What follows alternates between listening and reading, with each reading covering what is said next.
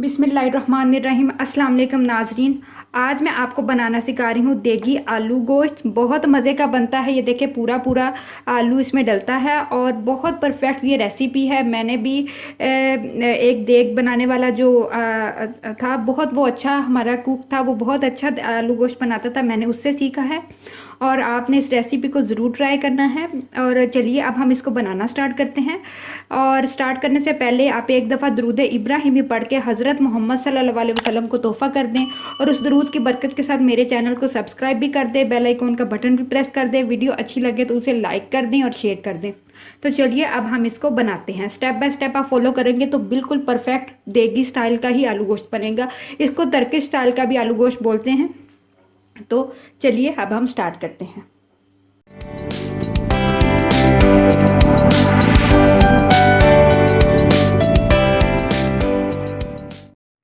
देगी आलू गोश्त के इंग्रेडिएंट्स आप नोट कर लीजिए। हाफ़ के जी मैंने चिकन लिया है और 250 ग्राम मैंने आलू लिए हैं। देगी आलू गोश्त हो या जो तर्किश आलू गोश्त हो, उसमें जो आलू है वो पूरे पूरे जाते हैं, तो आपने इस तरह छोटे साइज़ के आलू लेके उनको पूरा पूरा ही काटना है।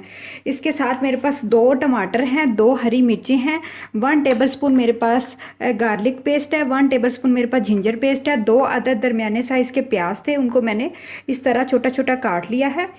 सब्ज़ धनिया, हरी मिर्च ये लास्ट में हम गार्निशिंग के तौर पे डालेंगे। 50 ग्राम मेरे पास ऑयल है, 1 टीस्पून मेरे पास हल्दी पाउडर है, 1 टेबलस्पून मेरे पास नमक है, 2 टेबलस्पून मेरे पास सुरख लाल मिर्च है, 2 टेबलस्पून मेरे पास गरम मसाला है, 1 टीस्पून मेरे पास ज़ीरा है, 1 टीस्पून मेरे पास खुश्क धनिया है, 1 अदद मेरे पास आलू बुखारे का पीस है और 2 अदद मेरे पास इमली के पीस हैं। साबुत मसालों में मेरे पास 1 बड़ी दालचीनी का पीस है, 1 बड़ी इलायची है, 2 लौंग हैं और 6-7 मेरे पास काली मिर्चें हैं। तो चलिए अब हम इसको बनाना स्टार्ट करते हैं। एक कढ़ाई के अंदर आप इसको कुकर में भी बना सकते हैं, कढ़ाई में भी बना सकते हैं, जिस तरह आपका दिल हो बना सकते हैं। सबसे पहले मैं चिकन ऐड करूँगी। चिकन ऐड करने के बाद मैं उसके अंदर तमाम जो है ना प्याज, टमाटर, हरी मिर्चें और अदरक लहसुन का पेस्ट वो भी शामिल कर दूंगी। तकरीबन इस पूरे सालन के अंदर, क्योंकि ग्रेवी वाला सालन बन रहा है, तो 1 लीटर के करीब पानी जाएगा। थोड़ा सा पानी, 1 कप के करीब पानी हम इस टाइम डालेंगे और बाकी जो पानी है वो हम लास्ट में जब इसकी ग्रेवी तैयार करनी होगी तब डालेंगे। ये वाले तमाम साबुत मसाले और इमली और आलू बुखारा भी मैं साथ ही डाल दूंगी। 1 टीस्पून नमक मैं इस टाइम डाल रही हूँ और बाकी जो नमक है वो मैं जब बुनाई कर रही हूँगी उस टाइम उसी हिसाब से डालूंगी। गरम मसाला भी 1 टेबलस्पून मैं इस टाइम डालूंगी और जो बाकी जो बच जाएगा वो हम लास्ट में इसमें ऐड करेंगे। तमाम स्पाइसेस आपने इस टाइम ऐड कर देने हैं। अब मैंने तमाम स्पाइसेस इसमें डाल दिए हैं। मिर्च नमक आप अपनी मर्ज़ी से डालिएगा और इसके अंदर 1 कप मैं पानी डाल के इसको ढक दूँगी इतनी देर के लिए कि ये अच्छा सा चिकन भी गल जाए और तमाम स्पाइसेस भी हमारे अच्छे से गल जाए। और जब ये गल जाएंगे तो फिर हम इसके अंदर ऑयल डाल के इसकी बुनाई करेंगे। कढ़ाई को मैंने चूल्हे पे रख दिया है। तकरीबन 10 से 15 मिनट हम इसको मीडियम आंच पे पकने देंगे ताकि इसका जो मसाला है वो अच्छा सा गल जाए, नरम हो जाए और चिकन भी अच्छा सा गल जाए। तो मैं इसको ढक रही हूँ और मिलते हैं 10 से 15 मिनट के बाद। जी तो नाजरीन, तकरीबन 10 से 15 मिनट हमारे गुजर चुके हैं और अब ये जो हमारा मसाला है ये अच्छा सा नरम हो चुका है। आप देख सकते हैं कि टमाटर भी अच्छे से गल चुके हैं और जो मसाला प्याज वगैरह भी वो भी अच्छे से गल चुके हैं। अभी स्टेज पे मैं इसके अंदर ऑयल शामिल कर दूंगी। जो ग्रेवी वाले सालन होते हैं ना, जिस तरह आलू गोश्त हो गया या कोई भी कढ़ाई वगैरह, तो उसमें थोड़ा ऑयल ज़्यादा ही जाता है, क्योंकि पाकिस्तानी रवायती सालनों में जो है ना ऑयल ज़रा ऊपर ऊपर रहे तो वो ज़्यादा टेस्टी लगता है। तो आपने ऑयल थोड़ा ज़्यादा ही डालना है। अगर आप कम ऑयल खाते हैं तो कोई मसला नहीं, आप कम भी डाल सकते हैं, लेकिन ग्रेवी वाले सालों में थोड़ा ऑयल ज़्यादा ही जाता है। ऑयल मैंने डाल दिया। अब मैं इसकी अच्छे से बुनाई करूँगी कि मसाला हमारा बिल्कुल बारीक हो जाए, जिस तरह हम कढ़ाई की बुनाई करते हैं उस तरह से। और इसके साथ ही मैं इसके अंदर खुश्क धनिया जो मैंने पीस के रखा था और साबुत ज़ीरा भी शामिल कर दूँगी। गरम मसाला मैं पहले शामिल कर चुकी हूँ। मैंने इसके अंदर साबुत मसाले भी डाले हैं और गरम मसाला पीसा वो भी डाला है, नमक और मिर्च भी डाली है, हल्दी पाउडर सारा इस टाइम में ही पहले ही जब बॉयल करके रखा था तो डाल दिया था। इससे टेस्ट बहुत अच्छा निकलता है और जो मिर्च का एक स्पेसिफिक सा जो मिर्च तेज़पन होता है ना वो ख़त्म हो जाता है। अब आप इसको अच्छा सा भुनाई करेंगे कि ऑयल बिल्कुल हमारा बाहर निकल आए और ग्रेवी जो है ना वो अच्छी सी बन जाए, बारीक हो जाए। पहले हम सिर्फ चिकन की बुनाई करेंगे और फिर आलू डाल के हम इसकी बुनाई करेंगे। जी तो नाजरीन आप देख सकते हैं कि जो हमारा मसाला है वो अच्छा सा बुनाई हो गया है, ऑयल भी बाहर निकल आया है। बाकी जो कसर है जब हम आलू के साथ इसकी बुनाई करेंगे तो वो पूरी हो जाएगी। अब इस स्टेज पे मैं इसके अंदर आलू डाल दूँगी और आपने आलू डाल के भी इसी तरह ही बुनाई करनी है। टर्किश में भी आलू की जो रेसिपी है बहुत पसंद की जाती है, आलू गोश्त बहुत, और वैसे भी पाकिस्तान की ये बड़ी रवायती सी डिश है, हर घर में तकरीबन ये बनता है। और कुछ लोग इस स्टेज पे दही भी शामिल करते हैं।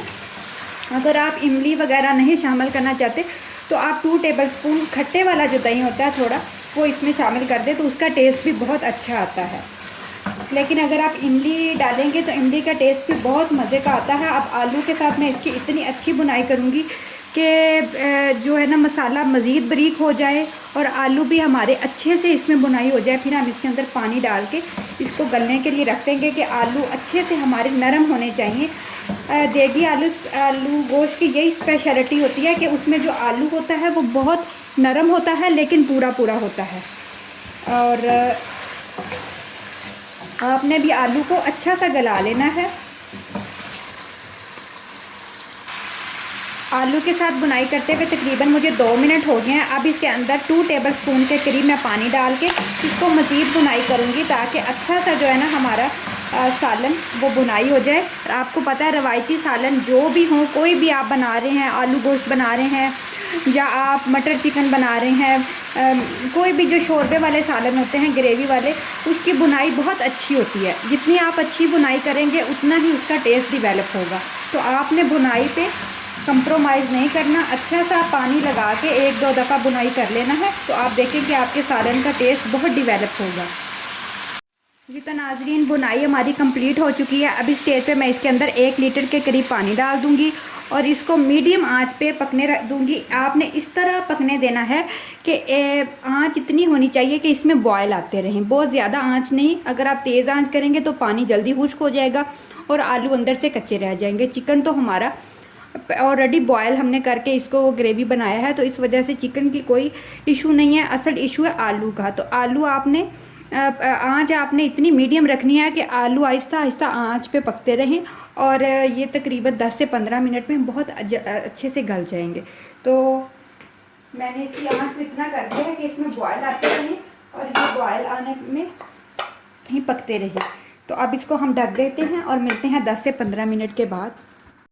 वेलकम बैक नाजरीन, तकरीबन 10 से 15 मिनट हो गए हैं आलू गोश्त को पकते हुए और अब मैं इसके ढक्कन को उठाने लगी हूँ। मैंने आंच को थोड़ा सा तेज़ किया है ताकि जो हमारा पानी एक्स्ट्रा जो है ना वो खुश्क हो जाए। बहुत ज़्यादा भी आपने जो है ना ग्रेवी नहीं रखनी क्योंकि आलू जो है वो आपका सारी ग्रेवी चूस लेंगे। आपने शोरबा थोड़ा रखना है ताकि जब आप सालन रखें तो आलू चूसे ना, शोरबा साथ होना चाहिए। तो अब इस स्टेज पर मैंने थोड़ी सी आँच को तेज़ किया था ताकि जो एक्स्ट्रा जो है शोरबा है वो हमारा खुश्क हो जाए। आलू देखिए पूरे पूरे हैं लेकिन बहुत ज़्यादा नरम है, इस तरह के नरम होने चाहिए। मैं आपको एक तजर्बा करके दिखा देती हूँ। ये देखें, इस तरह से दबाएं आलू तो इस तरह से टूट जाए, इतना नरम आलू हमारा होना चाहिए तो इसका टेस्ट बहुत परफेक्ट देगी स्टाइल का आएगा। और अब मैं आँच को थोड़ी सी लो कर रही हूँ ताकि जो ऑयल ऊपर आ जाए अच्छा सा। लास्ट पे हम इसके अंदर कुछ धनिया पीसा हुआ और गरम मसाला और जो धनिया हमने सब्ज़ धनिया और हरी मिर्च काट के रखी थी वो डाल देंगे। जैसे ही ऑयल ऊपर आता है हम इसको डिश आउट करेंगे। जी तो नाजरीन हमारी हांडी बिल्कुल रेडी हो चुकी है, ऑयल ऊपर आ गया है अच्छा सा। हमने इतना ज़्यादा डाला भी नहीं था कि बहुत ज़्यादा ऑयल आए, लेकिन बहुत अच्छा सा आ गया है। तो चलिए अब हम इसको डिश आउट करते हैं, फ्लेम को ऑफ करते हैं। जी तो नाजरीन मैंने इसको डिश आउट कर दिया है। अब लास्ट में मैं इसके अंदर ऊपर गरम मसाला डाल रही हूँ जो हमने अंदर भी डाला था 1 टेबलस्पून के करीब, और 1 टेबलस्पून हम इसके ऊपर डालेंगे ताकि इसकी खुशबू जब हम ढक्कन उठाएं तो बिल्कुल देगी स्टाइल की आए और धनिया और हरी मिर्चियाँ अच्छी तरह आपने वॉश कर लेना है धनिए को, और फिर ड्राई कर लेना है और फिर इसके ऊपर डाल देंगे। मज़ेदार सा हमारा आलू गोश्त बिल्कुल रेडी है और आपने इस रेसिपी को ज़रूर ट्राई करना है। ये बहुत मज़े की रेसिपी बनती है और इसको स्टेप बाय स्टेप अगर आप फॉलो करेंगे तो बहुत मज़े की बनेगी, बिल्कुल देगी स्टाइल की या तर्किश स्टाइल की भी इसको रेसिपी कहते हैं। तर्किश में थोड़ा नमक मिर्च अपने हिसाब से वो कम खाते हैं और पाकिस्तान ज़रा नमक मिर्च ग्रेवी वाले सालों में ज़्यादा पसंद करते हैं, तो आप अपनी मर्ज़ी से नमक मिर्च ज़्यादा कम इस्तेमाल कर सकते हैं। दुआओं में याद रखिएगा, दरूद इब्राहिम भी पढ़ते रहा करें, ये क्योंकि अल्लाह ताला भी अपने प्यारे हबीब के लिए दरूद इब्राहिम पढ़ता है और फरिश्ते भी पढ़ते हैं। तो ये एक ऐसा दरूद है जो मैजिकल है और आप इसकी बरकतें अभी जानते नहीं हैं। जैसे जैसे आप पढ़ना शुरू करेंगे आपको अंदाज़ा हो जाएगा कि इसकी क्या बरकतें हैं। अल्लाह ताला आपके घरों में सुकून करे और अपना बहुत सारा ख्याल रखें। अल्लाह हाफिज़।